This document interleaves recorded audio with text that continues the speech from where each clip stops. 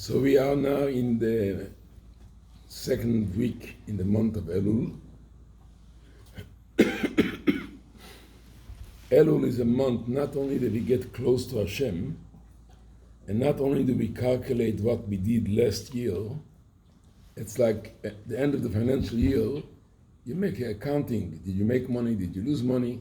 I lost. But the purpose of Elul is not so much to regret the past as to welcome the future, as to focus the future will be a different future. There's a story in Russia with a guy who used to take people to the train station. He had a horse and wagon. He had a 16-year-old son who was very, very strong and he couldn't learn, so he helped him. Then it came the 17th of Tammuz, is a fast day. And in Russia, 17th of Tammuz, night starts 11 p.m., 12, very late, in July. So the son says, I want to have breakfast. The father says, no breakfast today, it's a fast day. At lunchtime, he wants lunch, no lunch, dinner, no dinner. So he decided the next morning when the father wakes him up, he says, would you wake up to work? He says, no, you didn't give me to eat yesterday. So the father says to him, yesterday was yesterday. Today is a brand new day. Today I'll give you to eat. And he finally woke up. So the idea of Elul is to be able, the king is in the field, the Alter Rebbe gives a mashal, like the king comes out to the field, everyone can welcome the king. And it's mostly to looking forward, how will the coming year be better than the year? Now, no matter how good the past year was, how much better would it be? And there's different customs, we do different things. We blow the shofar every morning to remind us to wake up for tshuva. Rosh Hashanah is coming. Some people are still asleep, to wake them up. The story I always tell with a woman who tries to wake up her son in the morning, and the son says, why should I wake up? I go to school, there's 50 teachers, they all hate me. There's 500 students, they all hate me. Why should I get up? Give me one good reason. The mother says, one good reason? I'll give you two good reasons. Number one, you're 45 years old. Number two, you're the principal. So you better wake up.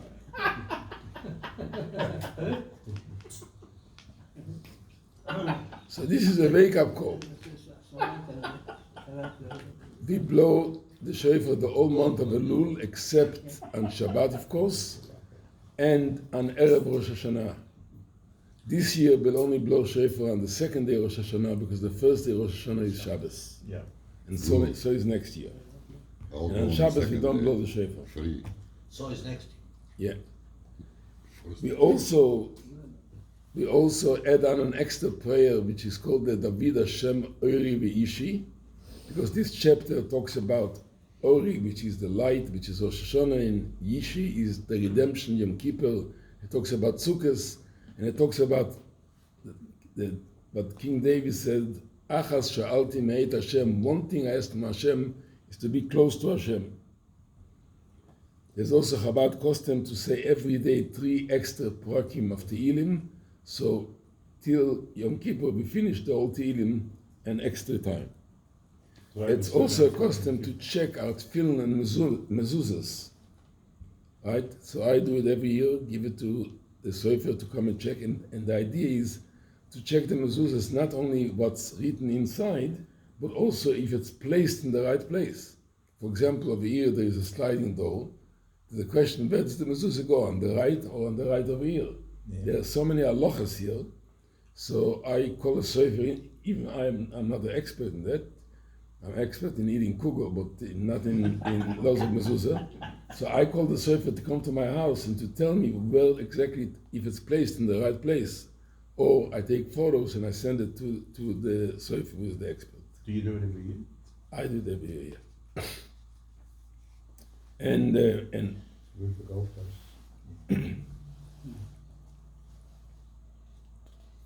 So that's basically the customs we do in the month of Elul. We also, as we said the previous shurim, we do extra tzedakah, extra good deeds, extra avos yisrael, give someone a good word, and the most important thing, we wish each other a ksiva v'chasim haTorah, have a good and sweet year.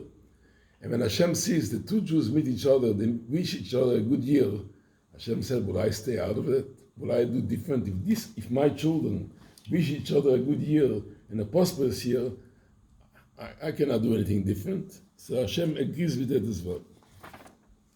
So that's more or less the customs that we do in Elul.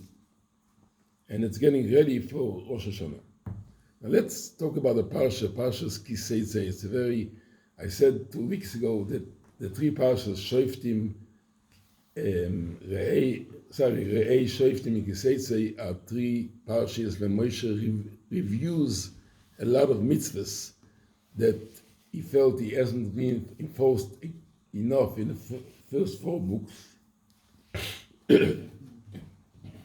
So there's 2 letters in this opening verse of this week's Parsha that drives all the commentaries, have something to say about it. How does it start? Ki tetzei milchama, when you're going to go out to war, al oivecha, on your enemy, unesano Hashem elokecha beyadecha, Hashem will give the enemy into your hand, veshavta shivyo, and you will capture his captive. In other words, not only will you be able to be successful, you'll be able to actually capture some important things from the enemies. Basically, it starts, Ki tetzei milchama, you go out to war, al oivecha, on your enemy. It should say, im oivecha, with your enemy. You don't go on your enemy. And the message is that when you go out to war, one of the most important things to know is that I'm going on top of my enemy. I am guaranteed in success. Believe that you're going to be successful. Like Napoleon used to get his soldiers to march on the way to battle, to march already the march of victory, and that puts in the subconscious the picture of victory, that they're going to be victorious. But what kind of war are we talking about here? There's 2 kinds of war. There's one war like Israel has now, where people want to attack it and want to destroy it. But there's one war called Milchemet Areshut. It's a war, an optional war. If the king of Israel decides to stretch out the land, so he's allowed to go out to war with the enemies who live there and to chase them away to make the land bigger. So that's the general idea. But what is it? But the commentaries say that refers to the own enemy that we have within. We all have with us the Yetzer Hara which Hashem put in us, and that's our enemy. It acts as our enemy. It's not really our enemy, as we're going to explain soon. And the idea is that we have to know that if Hashem put the Yetzer Hara within us, and He asks us to do mitzvot at the same time, so He gives us the power to overcome. So when we reach a challenge in serving Hashem, in living in such a night like tonight, it's raining, it's cold, I can be under the blanket and to go out and come to a shiur, right? If I succeed in overcoming the Yetzer Hara, why? Because Hashem put the Yetzer Hara there, but He also gave us the power to overcome it. He stretches it. He stretches us, but He's not breaking us. It's like in Israel, we find it many years by the Yom Kippur War. The 6-day war, Israel started the war. And they fought the war in the enemy land, in the enemy's territory. In Yom Kippur War, they didn't start. They came in, I remember it like yesterday. They came in. And the idea basically is when it says, Ki tetzei milchama, you have to go out to the war. When you go out and you fight on the enemy's land, you'll be more successful. I mean, in Israel, we know the 6-day war, they were very successful. The Yom Kippur War, between 1967 and 1973, they built the Bar-Lev line on the Suez Canal, and they put all their effort into protection, but they didn't put in a lot of effort into attack. Right? So like that's what Iran is saying right now, that from now on they're going to put effort in attacking, not in so much in protection. When Arik Sharon came to see the Rabbi said to him, it's a waste of, the Rabbi told him this. When everybody said Bar Lev's wall is the only wall it's going to save us, it took a few hours for the Egyptians to break through the wall. So we have to know that any challenge that Hashem presents to us, I don't like the word problem. We don't have problems. Challenges. We have challenges. And the challenge, if Hashem presents us a challenge, we have the power to overcome it. We have to dig deep sometimes, and most of our life, when real growth happens, is not when things go smooth. Real growth happens when we have a challenge, when we are being pushed to the wall. It says Jews are compared to grapes and olives.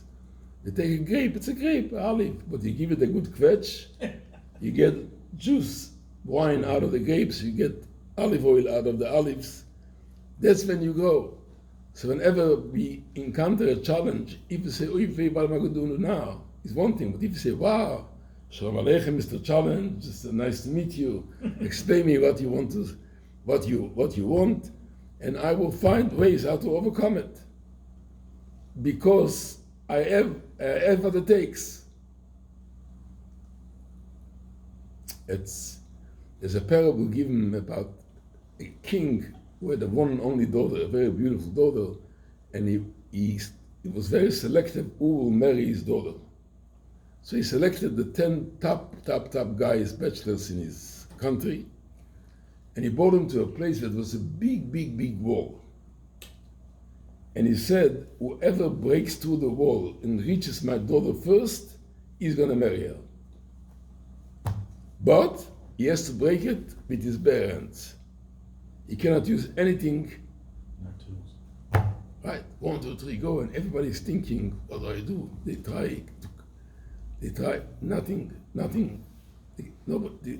They didn't even try, because they didn't think, how is it possible to break a wall like this without anything in your hand? There was one smart man amongst them.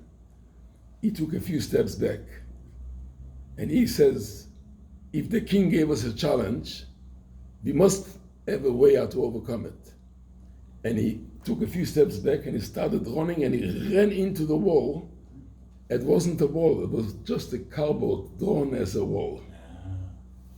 And he broke the cardboard, and he got there first. In other words, he went on this premise that if the king gives us a challenge, we must overcome it. So he tried this way, and he overcame it. On the LIEDER note, there's also a story about a rich man who had a daughter, and he collected 10 men around his swimming pool, and he had a big shark in there. He said that whoever is prepared to swim across will either get $50,000 in cash, or $1 million after I die, or get the hand of my daughter in marriage. Good deal. A good deal. The 10 people stand there, and the shark from time to time picks up his head just to say, you should know I'm here. And nobody moves for half an hour. All of a sudden there's a big splash in the water, and somebody's in there, and he swims across the pool. He gets out on the other side, and the rich man hugs him and says, wow, unbelievable, you had the guts. No, do you want the $50,000 cash? He says, no, sir. Doesn't mean you want to get $1 million after I die? He says, no, sir. Doesn't mean you want to get the hand of my daughter in marriage? He says, no. So what do you want? I want to know who pushed me into the water.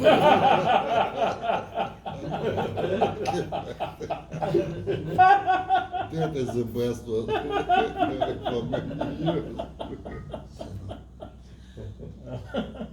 It's a sure. Yeah.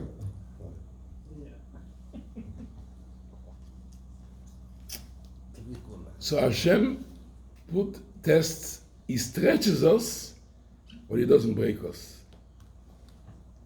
And when we live with this concept, we will always look for the way how to overcome the challenge.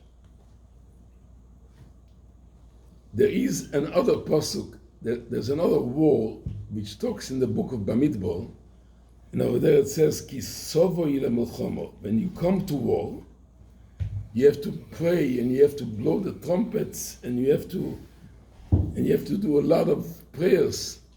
What's the difference? The difference is over there the enemy came in, and over here we're talking about when you're going out to the enemy. It's a very, very big difference. And the same thing,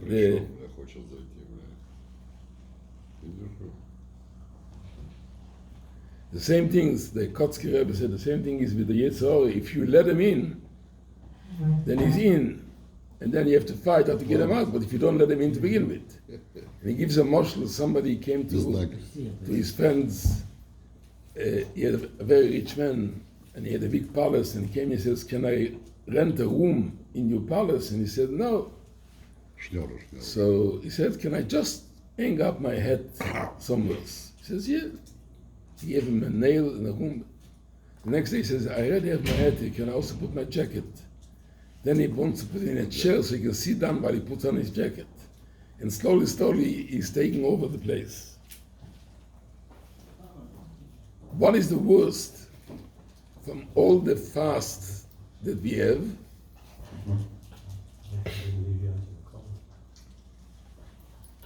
We know if a fast comes out on Shabbat, we don't fast except Yom Kippur. But it says, the Rambam says that if the 10th day of Teves, which is a fast day, would have come out on the Shabbos, we would have to fast.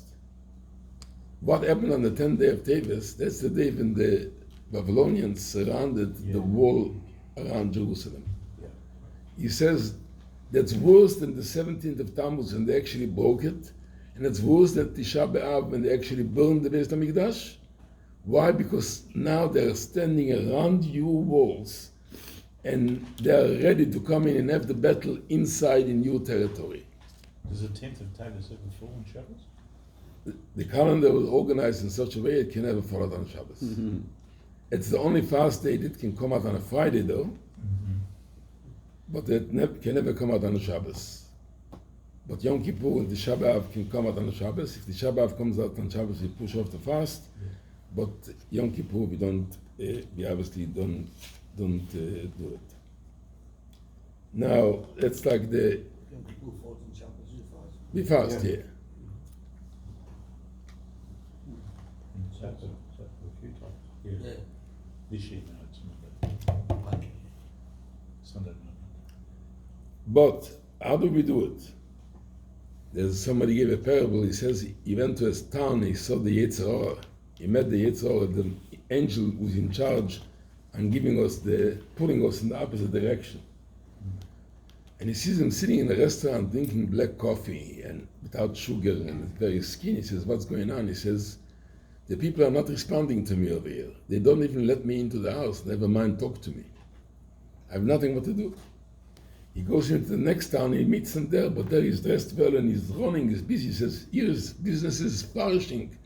Everybody invites me and I talk to people." And he comes to the third place, he sees the Yetzer Hara sitting in a restaurant with his feet up, drinking a beautiful coffee, smoking a cigar. He says, "What's going on over here?" He says, "In this place, when I come to talk to them about doing a certain sin, I found out they've done already some worse sins than I even think of telling them." And therefore, one of the confessions we do on Yom Kippur, we say, "Al chet shechatan lefanecha b'yetzer hara." Sin, we sin with the Yetzer Hara. Well, all sins come from the Yetzer Hara. But here it says, the sins we sin, that even the Yetzer Hara didn't think that we are capable of doing such a sin. So what do we do? How do we do it? So last week we learned about the shoftim, about the judges. And we said we have to judge what comes into our mind. We have to, what we see. We have to look well what we see. Be careful what we look, what we see. We have to be careful what we hear. Not everything we hear is kosher, and not everything comes out of our mouth or comes into our mouth. We have to be careful with all the gates. And this is a continuation. If we are careful of all our gates, and we really take care of what goes into our mind, because everything starts with our mind. There can be two people experiencing the same experience. One is the happiest person, and one can be the most saddest person. Why? Because their mind is in a different place. There's a famous story about somebody They want to give a rich man a present for his birthday, and he said, what can we give you? He says, I want to wear the shirt of the most happiest person on earth. Bring me that shirt. They go to one place, they ask the rich guy, are you happy? He says, well, I'm happy. The stock market is going down, this is going up. This stock is going up 20% in one day, going down. He goes to the smart man. The kids said they couldn't find anybody who proclaimed that he's the happiest man on earth. So they decide to go to a different town. And on the way in the forest, they see a big fire, and people are around, and in the middle there's somebody sitting, he's not wearing a shirt at all, and he's dancing and singing unbelievable. He says, oh. They waited till he finishes his dance, and they asked him, sir, are you happy? He says, I'm very happy. Do you think you're the most happiest person on earth? He says, yes, I am. Baruch Hashem, we found somebody. We'll give you any money you want. Give us your shirt. He says, I don't have a shirt. I don't own a shirt. It's nothing, happiness has nothing to do with what we own. It's what's in our mind. So once we can control our mind, everything else goes around. And that's what Chabad Hasidus demands, that we understand. We use our mind to understand things, and that will influence our midas, our behavior. Because you see, an animal, the head and the heart is on the same level. Right? If the heart animal is very bright. I like watching this General Geographic, where you see the animals, how they look after the young and how they catch prey. But their seichel only goes as far as what they need to survive. So their brain is subservient to the heart. Human beings are built in a standing position to show that the mind has to control the heart. And we Jewish people were a kippah on top of the head to show that we have one more layer on top of it, which is Hashem.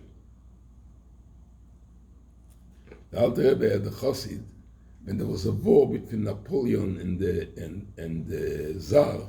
Yeah. So of course, when there was a war between Iran and Iraq many years ago, all rabbis agreed we should pray that both sides should be very successful. But when the war was with Napoleon and the Tsar, there was difference of opinion of the rabbis. Some rabbis wanted Napoleon to win because they felt it's going to be better physically, but worse spiritually. But if the Tsar wins, it's going to be worse physically. And the Alter Rebbe had a chassid that was a brilliant chassid, and the Alter Rebbe didn't want Napoleon to win, he wanted the Tsar to win. So he sends this chassid to be a spy in the room where all the generals of Napoleon sat and planned the war. And with his nails, he had a stick, and with his nails he drew the map where they're going to go. He gave it over to the Tsar, and all of a sudden Napoleon realizes there must be a spy, because wherever they want to surprise them, the Russians are ready. So one day the Alter Rebbe told him, one thing I want you to know before you go and do the job, that the brain has to control your heart. And I want you to practice it very well. Napoleon burst into the room. He says, one of you guys is a spy. I don't know who it is. So I'm going to go around, check everybody's heartbeat. If I see that your heart is beating hard, it's a sign that it's you, and I'm going to kill you on the spot. So he goes around, he comes to this Jewish man's heart, he checks. No. So he didn't touch him. And when he came out of there, he said, when Napoleon walked in the room, did my heart beat? My heart nearly fell on the table. But I remember what the Alter Rebbe said to me, that the brain is to control the heart, and I was so trained in it that I was able to give a message to my heart. Now stop beeping. Beat normally now. And my heart listened to that.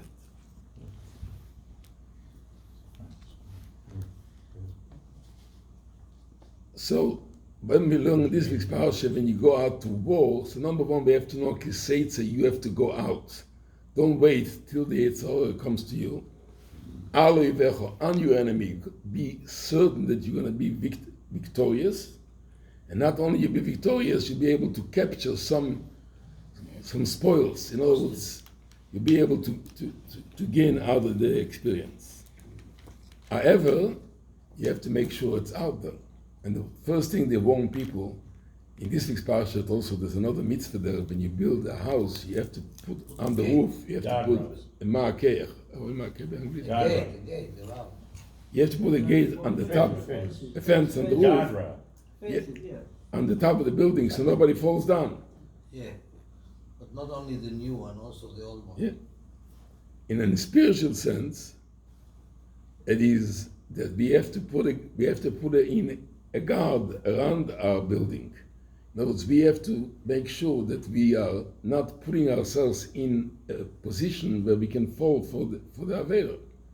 For example, if you are on a diet, I've been on many diets. I'm an expert on diets, and I once went to a dietitian. She told me in the morning eat some yogurt and a vegetable. Around lunchtime eat a chicken breast with some vegetables. At night time eat other yogurt. And I write it all down. She says to me, "You understand what to do?" I said, "Yes." "Do you have any questions?" I said, "Yes." "When do I eat these things? Before the meals or after the meals?" That's one thing I didn't know.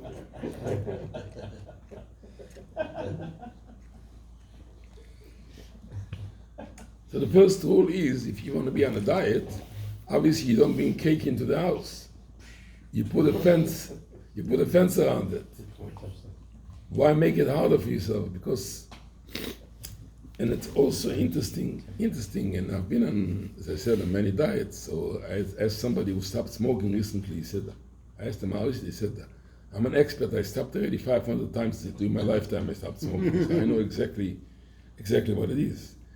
The pleasure that the person has when they overcome the Yetzirah is much greater than the pleasure you have from the Avera. It's You do it every time. the Avera, the difference between a mitzvah and Avera. A mitzvah pays in credit, pays later, and Avera pays in cash. Avera pays it right now. It's like a story with a father who took his son to the beach on a cold morning. And he takes the son, he dips him in the cold water, and the son says, "Ooh, I'm so cold." And the father takes a towel, he wraps up the son, a warm towel, and he says, "Ah." But the father says, "Listen, in life you will always make those two sounds, ooh and ah, but make them in the right order. First make the ooh, and then make the ah. But if you're going to make the ah first, then ooh, what have I done? Then you're in trouble." Forget about Ooh, ooh. So we all have our own wars. We all have our own wars. Some people, we fight depression, we find some people giving up hope. Some people are getting angry very fast. Some people have too much self-confidence. Some people have too little self-confidence. And we all have Hashem gives every one of us our measure of challenges. And my challenge is not the same as your challenge. And therefore we cannot say, how can he not do what I'm doing? Well, he has different challenges than you have. Therefore he has his challenges. You can never judge another person. I have to go till you walk a mile in the shoes. Never judge. Why? Then you can do it, because number one, you're a mile away. Number two, he has no shoes, so you're safe that he won't do anything to you.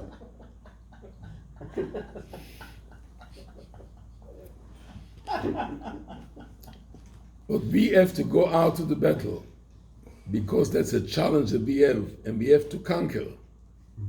The Rabbi used to speak. I remember standing by the Rabbi on Shabbos, and the Rabbi spoke against giving back territory to the Arabs. And he was screaming for hours. He was saying, "Are you bringing the enemy close to you? Are you changing the old Sinai for a piece of paper?" So I asked my mashpia, my teacher, I said, "Why is the Rebbe talking to the Bochrim here, to all the people, Hasidim on Shabbos? He should come to the Knesset and speak at the parliament there. Not that anybody listens there, but just come." So he said to me, there's a message there for you as well. Every one of us has territory that we have captured. Right? There's something we managed to learn, a new good behavior, waking up on time, or doing good things, and yet we managed to conquer some character. And the Yetzirah wants it back. So the Rebbe says, you should fight it all back. He says, not only you're not getting it back, I'm going to take more from you. And that's the idea from there. It's like a person comes back from battle and everybody gives him, Yashkoyach, you're so great, you did an unbelievable job. And somebody walked up to him and said, you think you won the battle? Now the battle will start. You won the big battle out there, but now you have to fight the battle between yourself. You shouldn't become haughty and I'll say Balgaiva in English, no? Arrogant.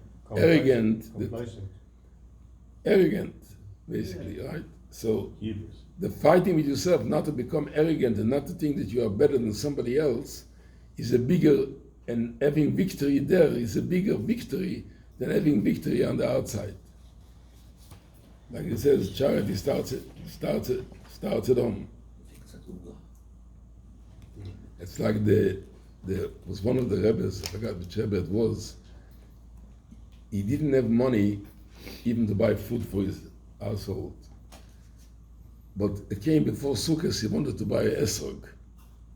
And the esrog was very expensive, he wanted a nice esrog. So he went and he sold a pair of tefillin that his great-grandfather had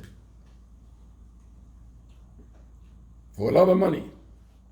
And then he sent his sons, what is it? For the 7 years. And then he sent his son to buy the etrog. So they bring the etrog and he's so happy, he starts dancing around the table that he's able to get such a beautiful etrog for Sukkot. And the wife comes in, she hears the dancing, so she thinks maybe he won the lottery, right? I won the lottery last week, by the way. I didn't buy a ticket, so I won $2. But she thinks that he must add a fortune now that he's dancing. And she sees there's an esrog on the table. So she was so angry, she took the esrog and she beat into the esrog. And obviously that makes it possible. For 1 second he was about to start screaming like this, but then he controlled himself. And he got a message in his dream that Hashem said to him, you did it, I'm much more proud of you that you didn't get angry at your wife than the money you spent on the esrog. As it says in the passage, that the person who can control himself is greater than the person who can conquer a whole city. But there's a tzaddik who's called the Ismach Moshe. He's the great grandfather of all the Satmar Rebbes of today. And he has another explanation. He says, Aloi Vecho doesn't only mean on your enemy, it also means with your enemy. Sometimes you have to give your enemy a little lollipop just to soften them up. Like you give a child a lolly, he should learn, but eventually the plan is that if you take away the lolly, he shouldn't need it. And he starts driving a bicycle, you put some training wheels, but eventually you take away the training wheels. So he said, give something to the body. If you learn Torah, you treat yourself for something. Work with it, don't work against it. It's your enemy, but give it something. It's like there was two brothers, the tzaddikim, Reb Zusha and Reb Melech, we spoke about them before, and they got a letter from the other brother that from home regards. In getting a letter in Russian jail was a big simcha, right? So they started dancing, but all the prisoners told them, sugar, you got a piece of paper, you start dancing. So but they had a bottle of vodka. They gave all the prisoners some l'chaim. Now they're all dancing together. The prisoners are dancing because they had vodka. They're dancing because they got a letter from home that tells them what everybody is doing. So what they did is they gave the enemy some vodka so the enemy will not be disturbing the work that they have to do. It's like Yaakov sent gifts to Esau to calm him down before he met with him. Yom Kippur, the holiest day of the year, we take one goat and we send it out to the desert and we give it to the Satan. Give him something, he should stop bothering us. The question is, however, if we say that Hashem is everywhere, like again the Kotzker Rebbe, when he was a young child, his father said to him, "I'll give you $1 if you tell me where Hashem is." So he answers to his father, "I'll give you $2 if you tell me where he is not." Child. So if Hashem controls everything, why is there evil in the world? And there was a Tana. His real name was Elisha, the son of Avuya. He was the teacher of Rabbi Meir. And in old age, he went off, he left Yiddishkeit and he dropped everything off. Rabbi Meir begged him to come back, and he didn't. His name is mentioned sometimes in the Mishnah still, but they call him Acher, somebody else. What made him go away? Because he couldn't live with the concept. He thought there is two different powers in the world. There's the power of good and there's the power of bad. And the power of bad has control. But really, what we know, there's no two powers, there's one power. And the bad that we perceive as bad is just there to challenge us, but it also comes from Hashem. That's why Rosh Hashanah we eat an apple dipped in honey. And we say we want Hashem to give us a good and Shana Tova u'Metuka, a good and sweet year. We know everything Hashem does is good, but not everything is sweet. Some things are very, very bitter. We want this year that everything you give us should be sweet. We should be able to see it and feel it straight away. It's like, and he unfortunately, Rabbi Meir begged him to do tshuva. And he said, I can't do tshuva anymore because I've already made other people sin.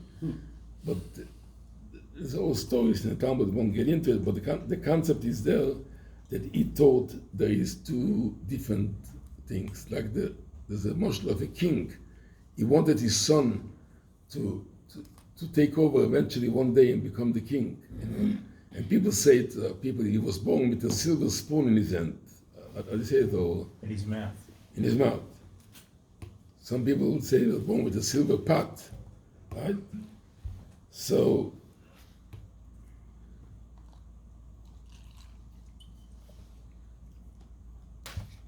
what does he do?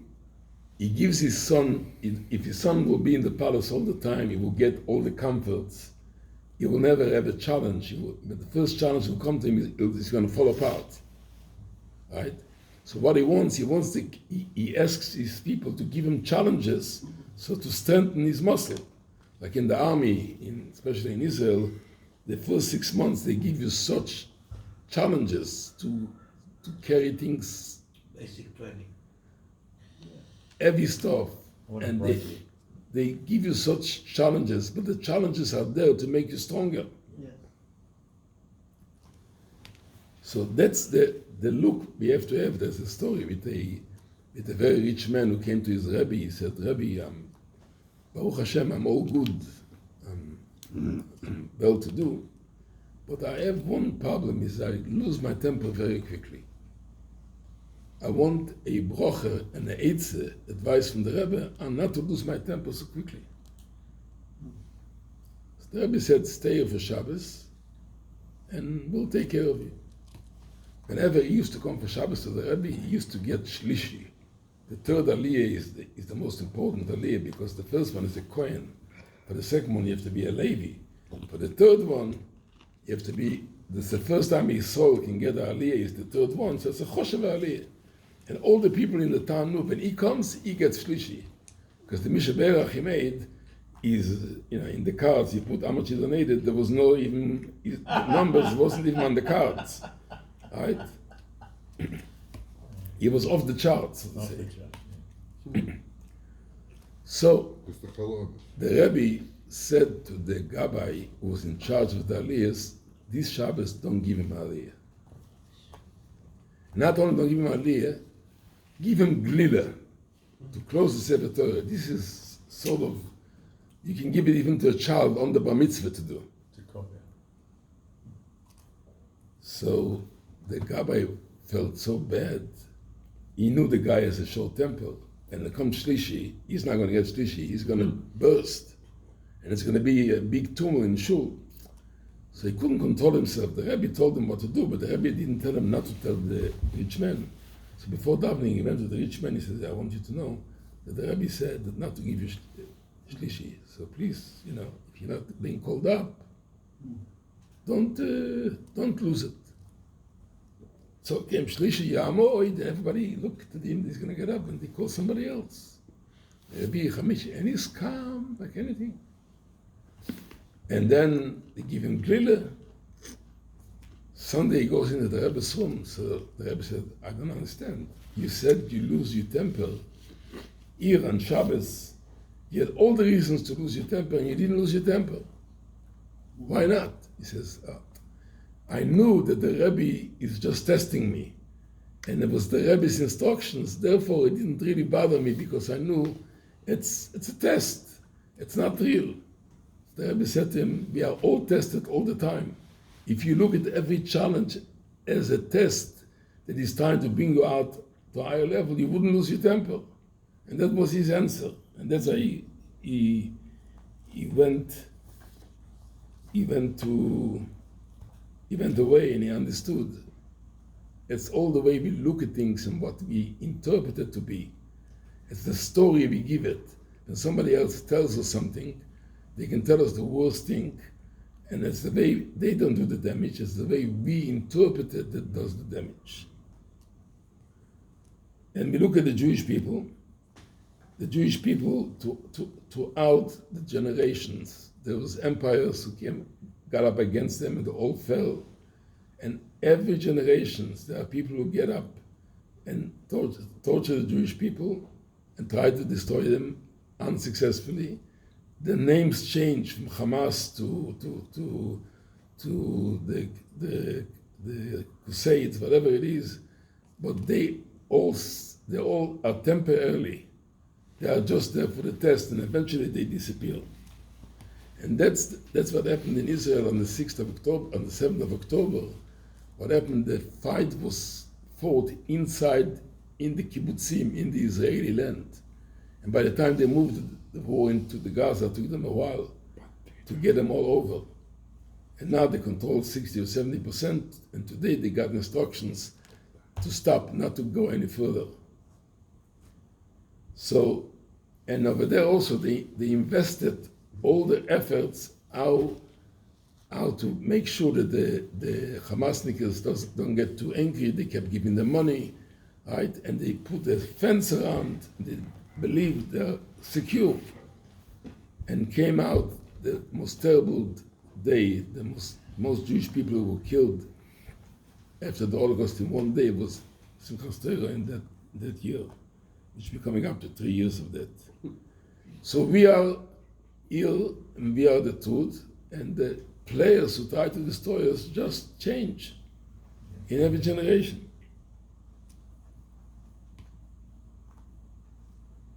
But we have to know it's just a test.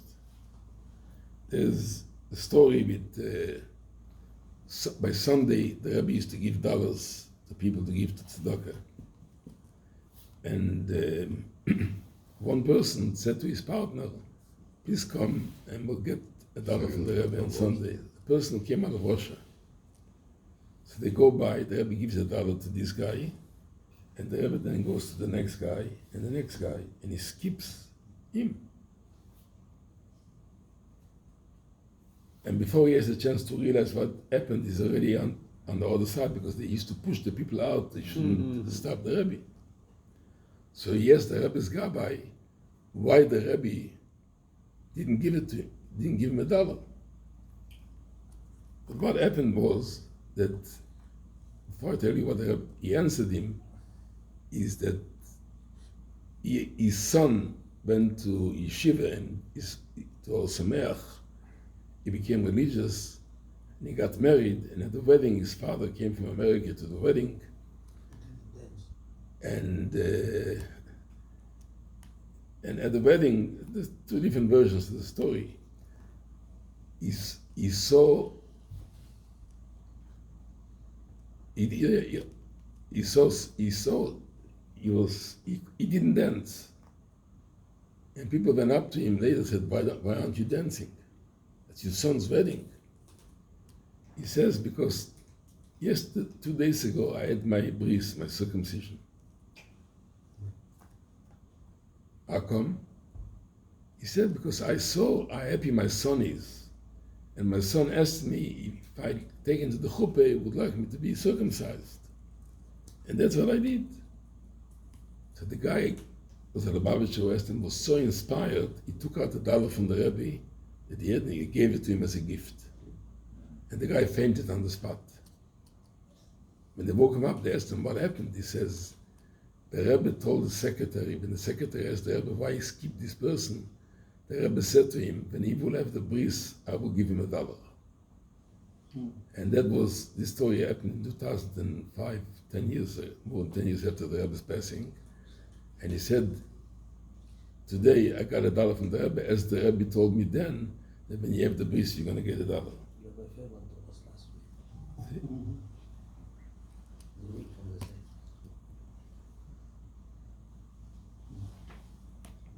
Talking about the Rebbe's dollars, the last time the Rebbe gave out dollars so far was on the 26th of Adar 1/5752. And that was the only time that the Rebbe kept asking, is there more people on lines? The Rebbe started giving out dollars 12 o'clock. And I have a picture from somebody standing in front of the Rebbe at 6:59 p.m. The Rebbe was still standing and giving out dollars. Right? The man was 92. I was there. You were there. Was 90 years old at the time. Same as God, somebody still look. So this guy from Israel who was far from being a Chabadnik, he was a lawyer for Din Torah. Like, just we have lawyers in secular law, we have, it's called To'en Rabbani, a lawyer who knows very well the Jewish law, and he stands, represents, by Din Torah, he represents different people. And this guy was a big genius, and he started doing it, and he became very wealthy, very well-to-do. He traveled a lot to America to be attending Din Torahs. But it bothered him that he's not learning properly, so he went to his rabbi. He said, what do I do? The rabbi said to him, make a partnership with somebody. Find somebody who wants to learn, but he doesn't have money, and one day he will have to go and become a teacher, teach people Aleph Beis, and he's a big genius. Make a partnership with him. You will support him every month, and he will be able to sit and learn, and you share the reward. 50% of the reward will go to you. And the rabbi said to him, I know somebody by the name Yudaisin, and I know somebody who is a big, big scholar. He has a wife and children. If he doesn't get a partner like you to support him, he's going to have to stop learning and become an Aleph Beis teacher. Not that there's anything wrong with becoming an Aleph Beis teacher, but this guy can do much more than that. So he made a partnership, and he was very happy. Every first of each month he came and he gave him the wages, how much do you need? He made a cheshbon, he asked for the bare minimum. But he needs to live on, and he sat and learned the whole time. Now this guy went to America, and his niece calls him, she says, I want a very big favor from you. And you have to promise me that you're going to do it. He says, before I know what it is, but I'll do anything for you, yes. I want you to know I'm 7 months pregnant, and the doctors just discovered that I have the terrible sickness. And what they want is to take the baby out. I should do a miscarriage, because they have to give me strong chemotherapy, and if they don't take out the baby, it's not good.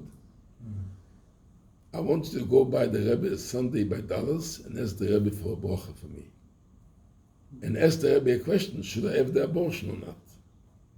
So I have a picture in my house, him standing in front of the Rebbe, without a beard or anything, and you see the clock, 6:59 p.m.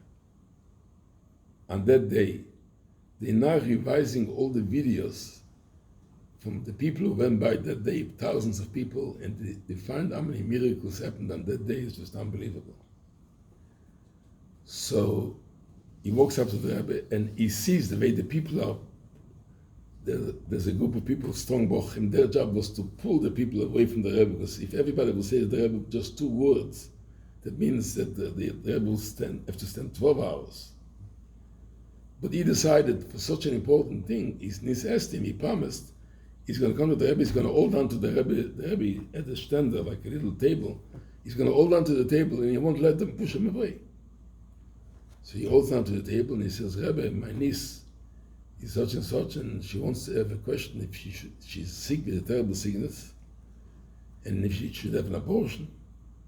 The Rebbe sort of closed the eyes for 5 seconds. He says, yes, what's the name? He gave her the name. He says, your niece is sick, but she doesn't have that sickness. It's a different sickness that she has. And therefore, the second question that you're asking me about having an abortion is obsolete. It's irrelevant because she doesn't need to take chemotherapy. And at that point, he couldn't hold on anymore because they already pulled him out. He was already outside 770. He goes to the corner of Kingston, Eastern Parkway, and he makes a call to his niece, and he tells him what the Rabbi said.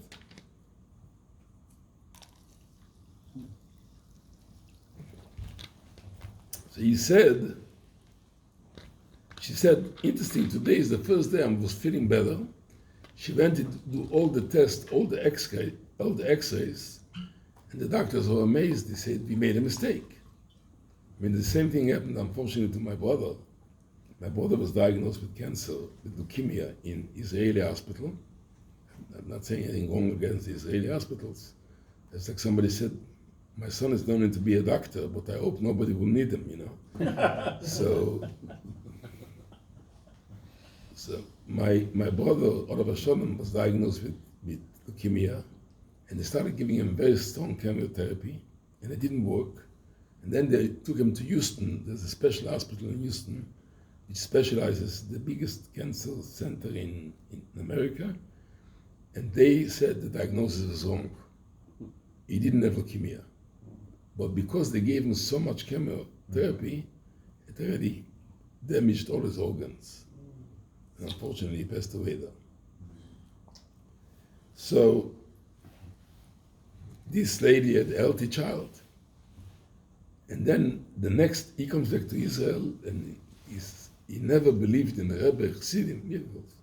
When he comes that Rosh Chodesh to give money to his partner, Yudison, who was far from Chabad as far as anything, but he says, I see your face, there's an excitement, there's something in your face, tell me what happened. So he tells him the story. So he checks out the story, he says, if this story is true, I'm going to start learning Tanya. And he finds out the story is true, and he started learning Tanya. He's such a genius. He wrote a book with 2 books, it's 3 volumes, I think, 900 pages, explanation on the Tanya. All from that one miracle that he saw by the Rebbe. So there is now all this became a big chassid, and so basically to summarize, we also know that the Rabbi said to Netanyahu when he was a member in the UN, the Rebbe told him, you light a candle of truth, and you should know one small candle can chase away a lot of darkness. Because darkness is not an entity on itself. You just put on the light and the darkness will disappear.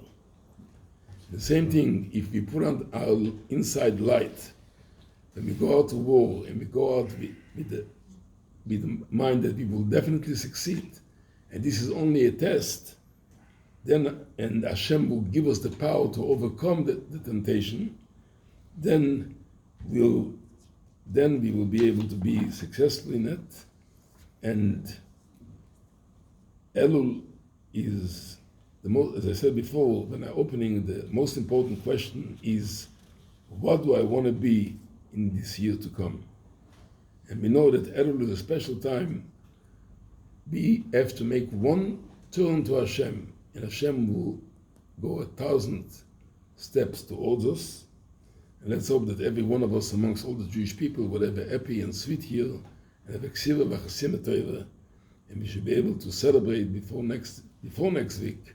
Robert should be able to give his shir in Jerusalem near the Beis Hamikdash, and there will be a table, there will be chips and all the good stuff there, and Robert will give the shir, and you all have a happy and sweet year. Any questions? See it, believe it. L'chaim. When I speak clear, usually there's no questions. That will be good. They say if you know all the answers, you probably We invite you too for misunderstood that the questions. shura in Jerusalem. The what? He invite me to Rabbi LIEDER, when the Rabbi will give shura in Jerusalem, we invite you too, Yeah, I'll come. As a prescription. Especially the sushi, chips. Okay, it's cool. Of course I will come. Like I said by the Rebbe's Verbringen on Shabbos once, and the Rebbe says, if Mashiach walks in now, I will not be surprised. If he doesn't walk in, I'm surprised. And I remember there was an immigrant from Russia. His name was Moshiach YAAKOV. And for many years he didn't have any children. His father is called Chacham Raphael.